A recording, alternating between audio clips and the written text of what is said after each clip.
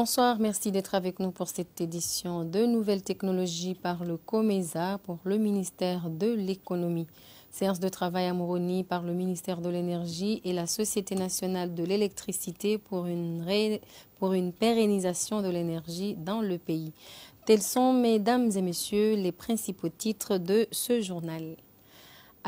Atelier de travail tenu ce mercredi à Moroni par les représentants du ministère de l'Énergie et ceux de la Société nationale de l'électricité. L'objectif est de trouver une solution pour la pérennisation de l'énergie. Reportage de Mohamed Saïd et Soala Walim Changama, le compte-rendu de Binti Mwadjou. L'électricité est un levier indispensable pour le développement socio-économique d'un pays. Comment faire pour mettre fin au délestage et aux coupures intempestives? C'est justement l'objet de cet atelier de travail ayant réuni le ministère de l'Énergie, la Société de l'électricité, ainsi que des représentants d'un bureau d'études basé en Côte d'Ivoire. Nous avons recruté un cabinet, ce qu'on appelle un bureau d'études international, pour nous faire cette étude-là. C'est la vision de l'État jusqu'à l'horizon 2030. Comment le réseau, le système de production, nos systèmes de production, le système de transport et le système de distribution de l'énergie électrique d'ici à l'horizon 2030, comment la vision des Comores dans cette période. Ces spécialistes sont venus apporter leur expertise dans l'élaboration d'un projet visant à garantir une énergie durable. Il s'agit de faire une prévision des 15 ans à venir concernant la production et la distribution de l'électricité. Il faut de l'argent. Il faut investir près de 450 millions d'euros. Il faut de l'argent sur les 15 années à venir. Donc il appartient au pouvoir politique, au pouvoir de décision de rechercher ces moyens-là. Okay? Donc notre rapport, nous avons contribué en disant au gouvernement, voilà ce que nous devons faire jusqu'en 2030 pour que nous puissions avoir un réseau électrique fiable. Un réseau électrique fiable et de l'énergie durable, c'est tout ce que demandent les consommateurs. Et bien évidemment, les 3 groupes électrogènes destinés à l'île d'Anjouan ont été réceptionnés ce mardi par le président par intérim Moustapha Dramane Abdou au port de Moutsamoudou. Il s'agit d'une solution d'urgence pour pallier au délestage intempestif que connaît l'île ces tout derniers jours. Reportage de Naïf Din Mohamed et Nizar Moussa.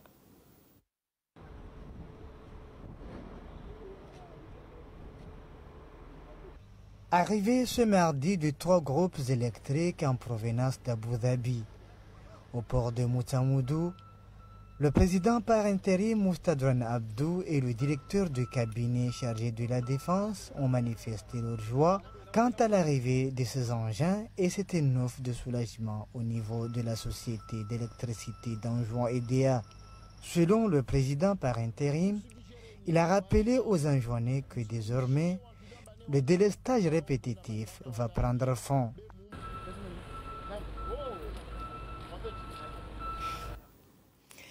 Le COMESA assiste le ministère de l'Économie dans le but de se doter d'une nouvelle technologie lui permettant de se mettre en contact avec le monde extérieur. Reportage de Kassim Souleyman et Ahmed Nassor, compte rendu de Nafissa Amada Simbamba. Les Comores s'apprêtent à accéder au sein de l'OMC. Pour ce faire, il y a eu beaucoup de négociations qui se sont déroulées entre le ministère de l'Économie et les négociateurs de l'OMC par vidéoconférence dans les locaux des PNUD. Désormais, des négociations se déroulent au ministère de l'Économie grâce à l'installation accordée par le COMESA qui va permettre de négocier avec le reste du monde sans se déplacer. Le COMESA a donc accepté de nous donner cet équipement pour qu'on puisse être vraiment facilité, surtout pour qu'on puisse faciliter nos négociations avec le reste du monde, bien évidemment. Vous n'avez plus à vous rendre au PNUD là? Ici aux Comores, je le rappelle, il n'y avait qu'aux Nations Unies, seul au PNUD qui disposait de cet équipement. Donc aujourd'hui, c'est le deuxième équipement au niveau du pays. À part les Nations Unies, le gouvernement maintenant dispose d'un équipement qui est à mesure donc de pouvoir faire une vidéoconférence sur place à Moroni et de pouvoir négocier, discuter ou bien participer à des travaux qui se font dans le reste du monde. Il faut noter également que ces vidéoconférences permettront d'éviter les dépenses de déplacement vers Genève. Le mois de mai rime avec les déclarations d'impôts des contribuables. Cette année, la direction de l'AGID compte introduire des changements pour permettre aux contribuables de connaître d'avance leur imposition. Un des responsables de l'AGID s'explique en ces termes. Eh bien, nous profitons de cette occasion de lancer un appel à tous les contribuables de se rappeler qu'au 31 mars, c'est la date butoir du dépôt des déclarations, nous avons aussi la patente qui doit être payée normalement du 1er au 31 mars aussi. Mais cette année, nous avons mis en place un logiciel qui permet de faciliter et de faire un exercice qui permet d'être beaucoup plus transparent avec les contribuables.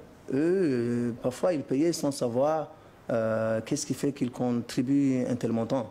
Bien, aujourd'hui, les détails sont là, parce qu'on leur donne des notifications qui leur permettent quand même de comprendre. Et ces informations émanent d'eux-mêmes. C'est eux-mêmes qui nous donnent ces informations et qui nous permet à la fin d'arrêter le montant qu'ils doivent payer. Moi, je pense que ce système, c'est un bon système qui permet quand même aux contribuables de comprendre pourquoi on leur demande de payer tel ou tel montant. Donc, voilà, ça a mis du temps de notre côté de le mettre en place. Mais nous l'avons quand même mis en place. Les gens commencent à payer et nous lançons aussi un appel à tous les contribuables qui doivent payer la patente, de se rapprocher de l'administration fiscale ici à Ngazidja où le logiciel est déjà prêt, de venir payer leur patente. Donc on va aussi faire la même chose en juin et à Maoli, mais dans les prochains jours. Le directeur général de l'École nationale de pêche et de la marine marchande, Boran Nidom, et le chargé d'affaires de l'ambassade du Japon à Madagascar, Ito Yorio, ont procédé ce mardi à Moroni à la signature d'un contrat pour le compte de cette école. Reportage de Badria Saïdomar et Salim Aliratiraka. C'est le directeur général de l'École nationale de pêche et de la marine marchande et le chargé d'affaires de l'ambassadeur du Japon qui ont signé ce contrat. Il s'agit en fait d'un don financier de l'ambassadeur du Japon pour l'amélioration de l'École nationale de pêche dans l'île d'Anjouan. Ce n'est pas la première fois que le gouvernement japonais aide les Comores. D'ailleurs, c'est lui qui avait financé la construction de cette école de pêche. Ce don permettra de construire une salle de traitement des produits et un hangar pour sécher les poissons. Au nom du gouvernement comorien, je commencerai mes propos en remerciant infiniment le gouvernement japonais pour ses efforts titanesques afin de soutenir l'élan pris par le gouvernement comorien pour l'émergence 2030. Mesdames, Messieurs, nous sommes tous témoins de cette manifestation de la volonté du Japon. Le Japon, qui est un infaillible pays ami dès les premières heures de notre accession à l'indépendance et depuis, n'a jamais aménagé le moindre petit effort pour accompagner notre jeune État par le hisser vers un niveau internationalement acceptable pour les défis actuels auxquels nous devons faire face. En effet, je ne saurais dresser une liste limitative des actions faites par le gouvernement japonais, mais citons parmi tant d'autres le cas de la construction de l'École nationale de pêche et de la marine marchande, 6 annoncée en juin 1983 et inaugurée le 11 avril 1985, les centaines de Japawa qu'il avait mis à la disposition de l'école nouvellement construite, ainsi que d'autres infrastructures et moyens, notamment les multiples projets de renforcement de capacité de l'école. L'histoire est là. Aujourd'hui encore, la construction d'une salle de traitement des ressources halieutiques et des hangars pour séchoir solaire, qui sera financé entièrement par l'ambassade du Japon, va encore une fois galvaniser la qualité de la formation que nous allons prodiguer en armant nos étudiants d'un savoir-faire devant leur permettre de s'intégrer dans la vie active et ainsi lutter contre la formation d'une nouvelle vague de chômeurs. Le directeur général de cette école a estimé que les travaux dureront 3 mois. Monsieur Ito Yorio, chargé d'affaires de l'ambassadeur du Japon, a montré qu'un pays en voie de développement comme les Comores doit avoir accès à la formation professionnelle. C'est avec un grand honneur et un réel plaisir de représenter mon gouvernement et prendre part à cette cérémonie marquant la signature du projet, la construction d'une salle de traitement et d'un hangar à l'École nationale de pêche et de la marine marchande. Maintenant, je voudrais adresser mes sincères remerciements aux autorités de l'Union des Comores de leur aimable présence. Un remerciement également au monsieur le directeur général de l'École nationale de pêche et de la marine marchande, monsieur Buran Nidoin, d'avoir organisé la cérémonie d'aujourd'hui afin de marquer la coopération entre le Japon et l'école. Je me réjouis et félicite de tout mon cœur les étudiantes de l'école qui pourront bénéficier d'une nouvelle salle de traitement pour les produits halieutiques et un hangar pour le séchoir solaire. La formation professionnelle est un investissement nécessaire pour le capital humain auquel le Japon accorde une priorité absolue pour le développement du pays. Le Japon n'a eu de cesse d'appuyer les Comores sur le plan financier. Il a beaucoup contribué au développement et il ne compte pas s'arrêter là pour le bien-être des Comores. Les activités se poursuivent dans le cadre de la célébration de la Journée internationale pour les droits des femmes. Ce vendredi, ce sera au tour de la société Premium Club. À l'occasion, un événement sera organisé au Rétage de Moroni. Asman Bouana, la directrice générale de Premium Club, nous en dit plus. C'est des femmes qui nous ont permis, nous, aujourd'hui, d'avoir autant de facilité, comme la première femme qui a eu son permis ou qui a conduit aux Comores, la première femme scolarisée. Aujourd'hui, ça nous paraît quelque chose d'assez banal d'envoyer nos enfants à l'école, nos filles.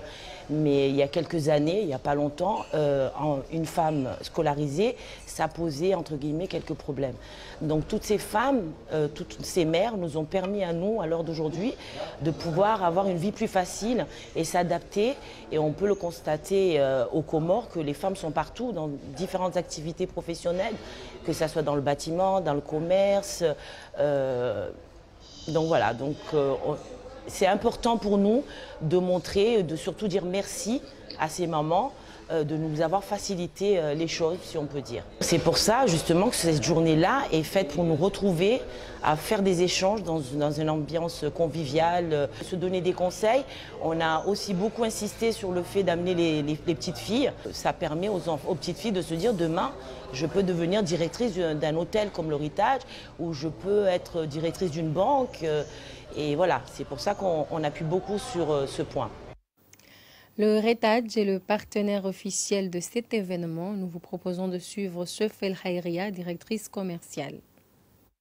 Une femme qui a conduit la première fois, ce n'est pas seulement le fait de conduire, ce n'est pas la difficulté de tenir le volant, ce n'est pas la difficulté d'être au volant, mais c'est la difficulté des tabous, des coutumes, des mœurs comoriennes. Une femme au volant, ce n'était pas un événement banal, ce n'était pas une chose banale. La première femme scolarisée, c'était tout un problème au sein d'une famille. La famille s'est déchirée entre oncle, père, tante, parce qu'on a scolarisé une fille. Et en politique, le candidat Azali Assoumani face aux étudiants de l'université de Pati ce mardi à Darin Nadja. Il s'agit d'une conférence débat à travers laquelle les étudiants ont posé une série de questions au candidat Azali Assoumani pour savoir si, une fois élu à la magistrature suprême du pays, il va améliorer les conditions des universitaires. En sa qualité d'initiateur de l'Université des Comores, Azali Assoumani a rassuré aux étudiants présents à la conférence qu'il est conscient des problèmes auxquels font face les étudiants, notamment le transport, la capacité d'accueil, le manque d'un laboratoire et tant d'autres. Cet échange a permis aux deux parties d'examiner quelques pistes pouvant déboucher sur des solutions dans le court et le long terme.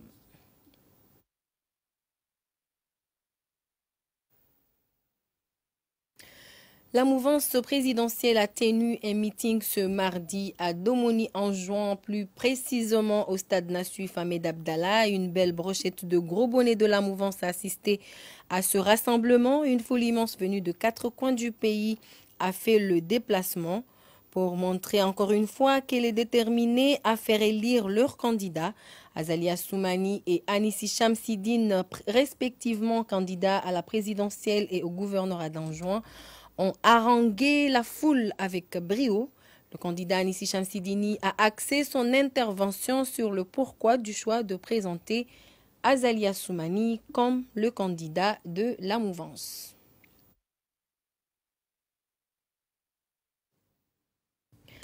Et en international, l'île Maurice a célébré ce mardi 12 mars le 50e anniversaire de son indépendance. Au Zimbabwe, les autorités ont décidé de réembaucher 16 000 infirmiers pour répondre aux besoins de la population en matière de soins médicaux. Reportage de France 24. Le quadricolore mauricien hissé en feu du mât il y a tout juste 1 heure et le Champ de Mars a vibré au rythme de l'hymne national. À 18h précises, le président malgache, vous le savez, Andry Rajoelina, participe à ces célébrations qui marquent les 51 ans de l'indépendance de Maurice. Et pour ne pas déroger à la tradition, de nombreuses animations sont prévues. Outre le lever du drapeau, il y a aussi eu les 21 coups de canon. Les célébrations se déroulent en ce moment même avec les différentes défilés de la force policière notamment. Et pour clore ces célébrations en apothéose, un feu d'artifice est prévu pour le plus grand plaisir des petits et des grands. Et fait marquant cette année, le constable Damien Céline, 26 ans, a participé au lever du drapeau le jour même de la naissance de son fils Thiago. Renversement de situation au Zimbabwe. Les autorités du pays ont décidé lundi de réembaucher les 16 000 infirmières qu'elles avaient renvoyées. De leur côté, les syndicats des infirmières ont arrêté leur mouvement de grève. Elles manifestaient depuis 1 semaine en demandant de meilleurs salaires. Je ne suis pas en mesure de donner à mes enfants ce qu'ils devraient avoir. Même à l'école à laquelle vont mes enfants, ce n'est pas celle où ils devraient aller. En tant qu'infirmière, je dois envoyer mes enfants dans une école A, mais ils vont dans une école B, parce que je ne peux pas me permettre autre chose avec mon salaire. Je dois cumuler un autre emploi pour avoir plus de revenus pour mes enfants. Le lendemain, le vice-président Constantino Chiwenga avait annoncé dans une allocation télévisée qu'elles seraient toutes renvoyées. Une décision des autorités qui a été très critiquée par les patients des hôpitaux. Je suis une citoyenne zimbabwéenne inquiète. C'est très triste que le gouvernement décide de renvoyer des infirmières, surtout en ce moment quand les hôpitaux publics ont plein de patients qui ont besoin d'aide. Nous, les gens, nous devons acheter tout ce que les docteurs utilisent. Donc pourquoi ne devrais-je pas comprendre ce dont les infirmières parlent quand elles disent que nous avons besoin de médicaments dans les hôpitaux? Les grévistes ont fait preuve de défiance et ont aussi menacé d'attaquer le gouvernement en justice. Le gouvernement a promis de débloquer 17 millions de dollars pour effacer les arriérés de salaire. Mais le syndicat des infirmières ZINA dit que ce ne sera pas assez pour couvrir toutes les dettes. Nous vous rappelons les grandes lignes de cette édition. De nouvelles technologies par le COMESA pour le ministère de l'économie. Séance de travail à Moroni par le ministère et la Société nationale de l'électricité pour une pérennisation de l'énergie dans le pays. C'est la fin de cette édition. Merci de l'avoir suivi et bonne suite de programme sur RTC. Au revoir.